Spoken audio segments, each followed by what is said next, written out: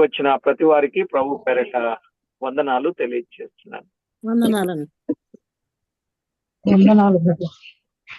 దేవుని మహాకృపను బట్టి దేవుడు మనలను ప్రేమించి తన రెక్కల నీడలో ఆయన కనికరించి కాపాడి తోడై ఉండి చేసిన ప్రతి ఉపకారాన్ని బట్టి ప్రభువును స్తుతిస్తూ ఉన్నాం. We glorify God for the fact that He is keeping us under His mighty wings, providing us, giving us providence and saving us. For all His everlasting mercies, we glorify our Lord. పరిశుద్ధ గ్రంథమైన Bible నుండి యాకోబు జీవితాన్ని మనం ధ్యానం చేస్తూ వస్తున్నాం. We have been studying the character of Jacob from the Holy Scriptures all these days. ఈ దినం కూడా ఆదికాండం 32వ అధ్యాయం 23వ వచనం నుండి చదువుతున్నాం. Today also let us make a meditation from a portion from the book of Genesis chapter 32 verse 23 onwards. యాకోబు వారిని తీసుకుని ఆ ఏరు దాటించి తనకు కలిగినదంతయు పంపివేశాను. యాకోబు అక్కడు మిగిలిపోయాను. ఒక నరుడు తెల్లవారు వరకు అతనితో పెనుగులాడెను. తాను అతని గెలువకుండుట చూచి తొడగూటి మీద అతన్ని కొట్టెను. అప్పుడు అతడు ఆయనతో పెనుగులాడుట వలన యాకోబు తొడ గూడు వసిలేదు. ఆయన తెల్లవారుచున్నది గనుక నన్ను పోనిమ్మని అతడు నీవు నన్ను ఆశీర్వదించితేనే గాని నిన్ను పోనీయనని. ఆయన నీ పేరేమని అడుగగా అతడు యాకోబు అని చెప్పాను. అప్పుడు ఆయన నీవు దేవునితోనూ మనుషులతోనూ పోరాడి గెలిచితివి గనుక ఇక మీదట నీ పేరు ఇశ్రాయేలే గాని యాకోబు అనబడదని చెప్పాను. అప్పుడు యాకోబు నీ పేరు దయచేసి తెలుపుమనెను. అందుకాయన నీవు ఎందు నిమిత్తము నా పేరు అడిగితివని చెప్పి అక్కడ అతన్ని ఆశీర్వదించెను.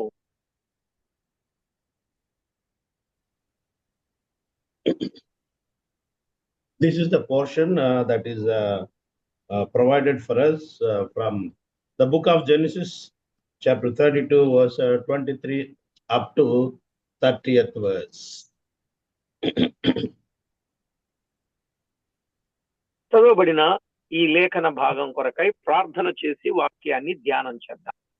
Let us wait upon the Lord for the illustration, so that God will help us to understand the spiritual lessons from this portion.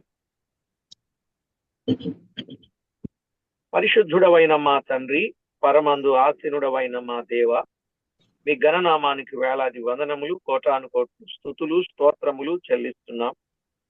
Our God in heaven, you are the holy God, you are the glorious God, and we worship your name at this time. చదవబడిన లేఖన భాగమును దీవించి మా అందరికి మీరు ఆశీర్వాదకరంగా లేఖనాలలో నుండి అందిస్తున్న సత్యముకై స్తుతిస్తూ, we thank you, Lord, for the fact that you have been illustrating and you have been explaining spiritual lessons from the Holy Scriptures all these days.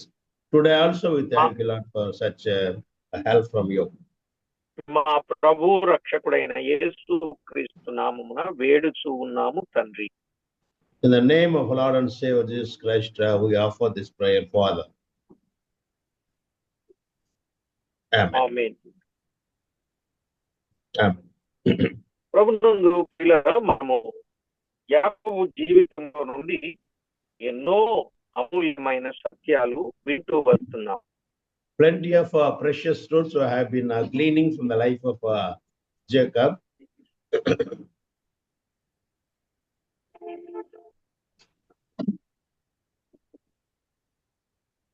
ఈ భాగంలో మనము ఆలోచన చేసినప్పుడు 23 నుండి 32 వచనాలు యాకోబు పోరాటాన్ని మనము గుర్తించవచ్చు. The portion that we have read today from chapter 32 verse 23 to 32, therein we can find Jacob's wrestling in prayer with the Lord. 24వ వచనములో యాకోబు ఒక్కడు మిగిలిపో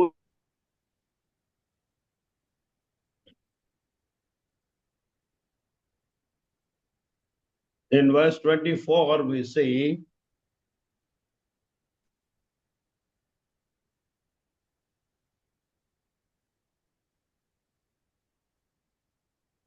యాకోబు ఒక్కడు మిగిలిపోయెను అనే మాట చూస్తాం. in verse 24, we see that Jacob was left alone at that place.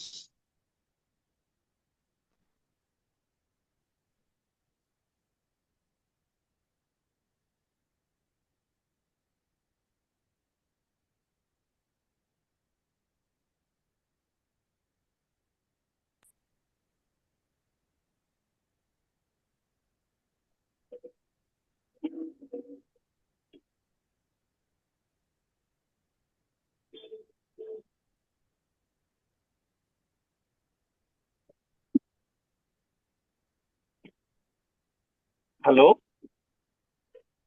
ఓకేనా? Okay. యాకోబు ఎంత ప్రార్థన చేసినా, ఎంత కానుక పంపినను లోపల భయము పోలేదు. Even though Jacob sent a huge gift to his brother, and even though he was praying in the presence of the Lord, there is a great fear in his heart. భయానికి కారణం ఏంటి? అవిశ్వాసము. The reason for the fear in Jacob's heart is that is disobedience. అందుకే ముందు కానుకను పంపుతున్నాడు. That's why in fear and trembling he was sending the gift in advance to his brother. తరువాత 33 అధ్యాయము 6-7 వచనాల్లో చూస్తే, Later in next chapter, that is chapter 33, verse 6 and 7, ముందు దాసీలు, వారి పిల్లలు, ఆ తరువాత రాహేలు, యేసేపు వరుసలో పంపుతున్నాడు. he was sending first of all Rachel and other wife, and also in the sequence nextly he sent Joseph and others. అందరి వెనుక యాకోబు ఒక్కడు మిగిలిపోయెను. After proceeding all these members in sequence to approach his brother, he was at the end. 32వ అధ్యాయం 8వ వచనంలో ఉన్నట్టు, ఏశావు ఒక గుంపు మీద వచ్చి పడి చంపిన మిగిలిన గుంపులు తప్పించుకొని పోవచ్చు అనే భావంతో చేశాడు. The reason why Jacob was scheming that a plan is that even if his brother kills the first group of persons and he will be left, his life will be spared. అతడు యాకోబు ప్రేమలో తరగతులు కనబడుచున్నవి. In the love of Jacob, we can see different sections and divisions. ముందున్న గుంపును ఏశావు హతము చేస్తాడు గనుక, As Esau will kill the people who are there in the front side, దాసీలు వారి పిల్లల్ని ముందుంచాడు. that's why he was sending his women servants and children in the front. వారికంటే లేయా పిల్లలను ఎక్కువగా ప్రేమించాడు గనుక వారిని ఆ వెనుక ఉంచాడు. As he loved Leah and other children, so he put them in the second place. ఆ తర్వాత రాహేలును ఎక్కువగా ప్రేమించాడు గనుక ఆమెను ఆ వరుసలో ఉంచాడు. After Leah and others, he sent in the third group Rachel and others, because he loved Rachel more than Leah. ఇందులో కొన్ని సత్యాలు మనము జ్ఞాపకం చేసుకోవచ్చు. In this method and planning of Jacob, we can learn spiritual lessons. మీరు వ్యక్తిగతంగా ధ్యానం చేయడం మంచిది. Personally, you yourself also can meditate on this special part of the verse. ఇక్కడ ఒకటి, యాకోబుకు ప్రత్యక్షమైన వ్యక్తి ఎవరు? First of all, we will understand who could see Jacob in his manifestation. నరుడని ఉన్నది 24వ వచనములో, నరుడని ఉన్నది. In verse 24, the person is mentioned as a human being. 25, 26 వచనాలలో ఆయన అని ఉన్నది. In verse 25 and 26, he is mentioned as a male. 28లో నీవు దేవునితోనూ మనుషులతోనూ పోరాడి గెలిచితివి అని ఉన్నది. In verse 28, it is stated that you wrestled with man and God. హోషేయ గ్రంథం 12వ అధ్యాయం 3-4 వచనాలలో యాకోబు దేవునితోనూ దూతతోనూ పోరాడి జయమొందెను అని ఉన్నది. Whereas in the book of Hosea, chapter 12, verse 3 and 4, there we see that Jacob wrestled with God and man. అయితే ఈయన ఎవరు? Now, in this context of today's portion, we have to examine who this person that appeared to Jacob. 1 నరుడు, Firstly, a human being. 2 దేవుడు, Secondly, God himself. 3 మనుషుడు, Thirdly, a person.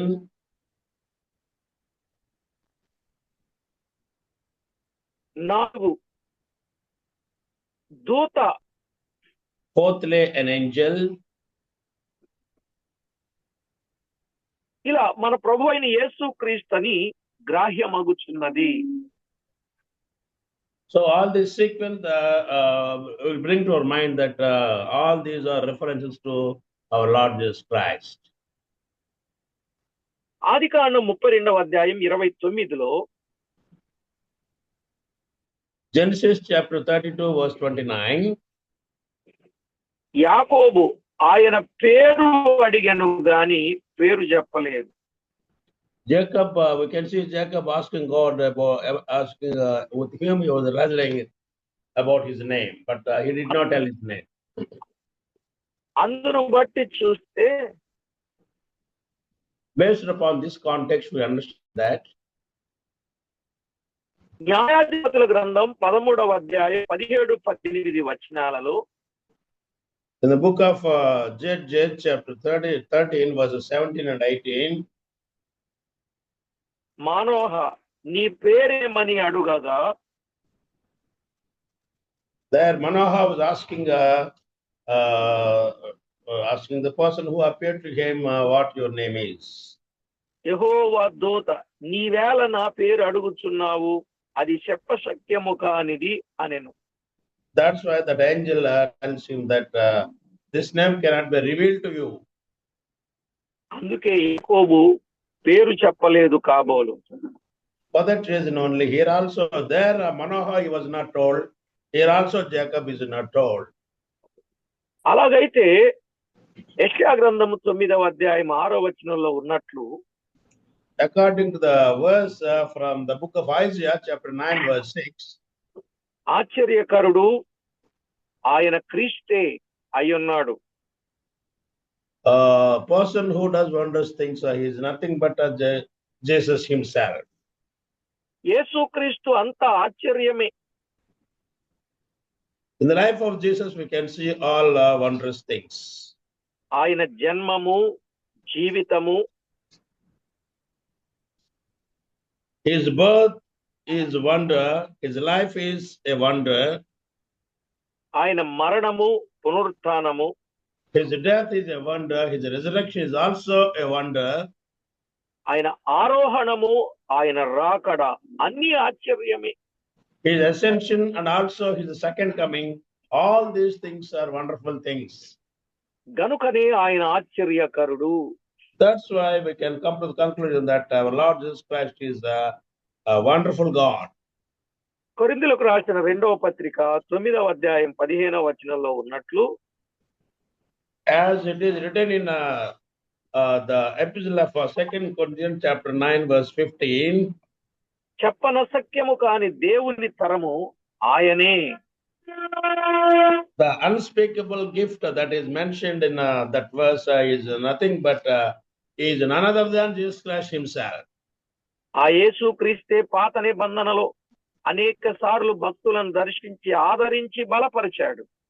Jesus Christ in the Old Testament, he manifested himself in the different forms in order to strengthen and also console his servants. క్రొత్త నిబంధనలో కృత నిబంధన కాలములో మానవుడుగా అవతరించి మనలను రక్షించి కాపాడుతూ ఉన్నాడు. In the New Testament times, he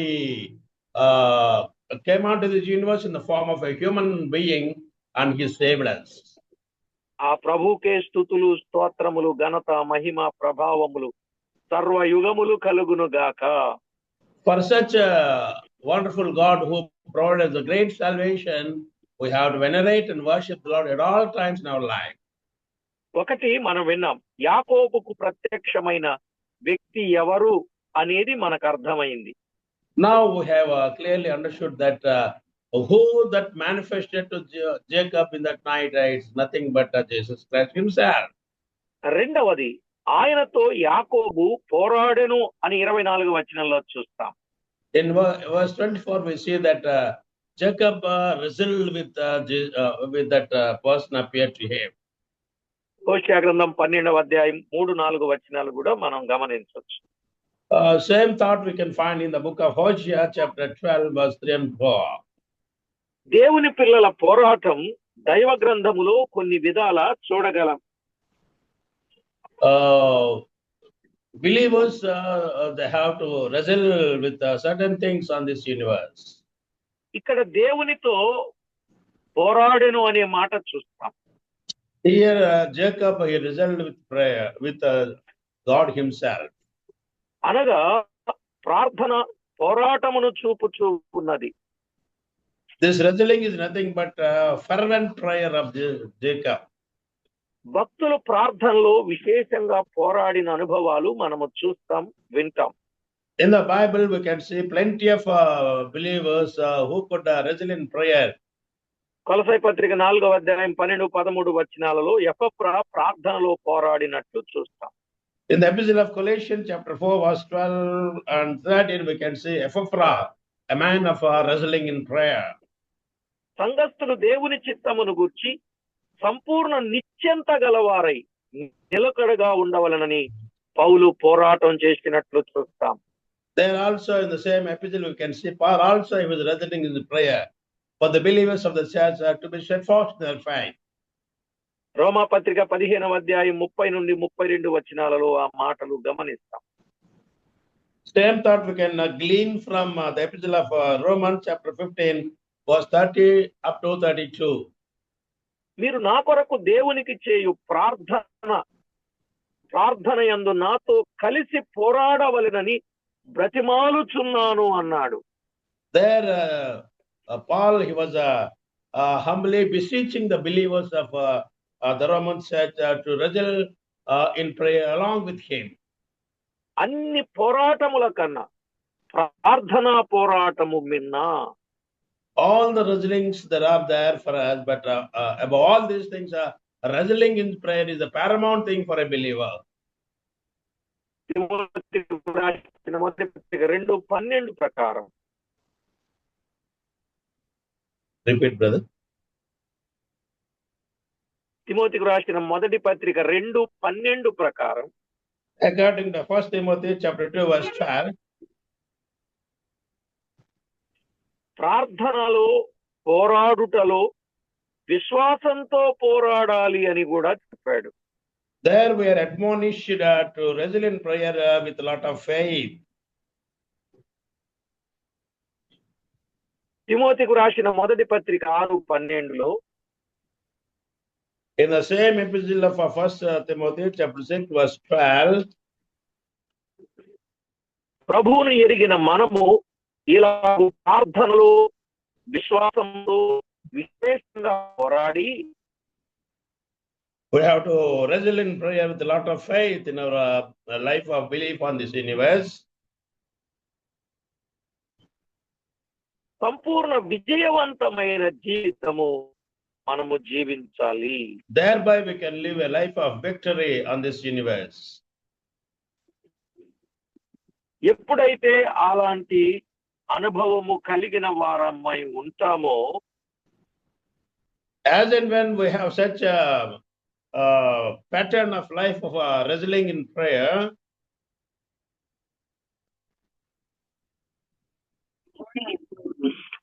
ఎప్పుడైతే అలాంటి విశ్వాసపు సంబంధమైన పోరాట జీవితాన్ని మనము కలిగి ఉంటామో, as and when we have such a life of faith and also life of wrestling with faith, అప్పుడు మన జీవితం జయ జీవితం అని మనం అర్థం చేసుకోవచ్చు. then we can live the life of overpowering all troubles and trials. అలాగున మనము సిద్ధపడదాం, ప్రార్థన చేసుకుందాం. In such a manner and method, let us live in this universe and go ahead in fervent prayers. పరిశుద్ధుడవైన మా తండ్రి, మీకు స్తోత్రము చెల్లిస్తున్నాం. Our God in heaven, you are the holy God. We thank you for your wonderful name. యాకోబు జీవితంలో గొప్ప పాఠాన్ని మాకు నేర్పినందుకు ఈ స్తోత్రము చెల్లిస్తున్నాం. We wholeheartedly thank you, Lord, for having taught us a great spiritual lesson for the life of Jacob today. ప్రభువును గూర్చిన సంగతి, ప్రార్థనను గూర్చిన సంగతి ఎంతో వివరంగా రెండు విషయాలు మీరు మాతో మాట్లాడినందుకై మిమ్మల్ని స్తుతిస్తూ, You have brought to us twin themes today regarding God and also regarding prayer. ఆశ్చర్యకరుడైన ప్రభువును గూర్చి, ఆశీర్వాద సంబంధమైన ప్రార్థనను గూర్చి వివరంగా తెలిపినందుకై స్తుతించుచు, You have expounded the concept of the wonderful God and also wrestling in prayer. For that, we wholeheartedly bless you, Lord. మా ప్రభువు రక్షకుడైన యేసు క్రీస్తు నామమున వేడుచు ఉన్నాము తండ్రి. In the name of Lord and Savior Jesus Christ, we submit this prayer. Amen. Amen.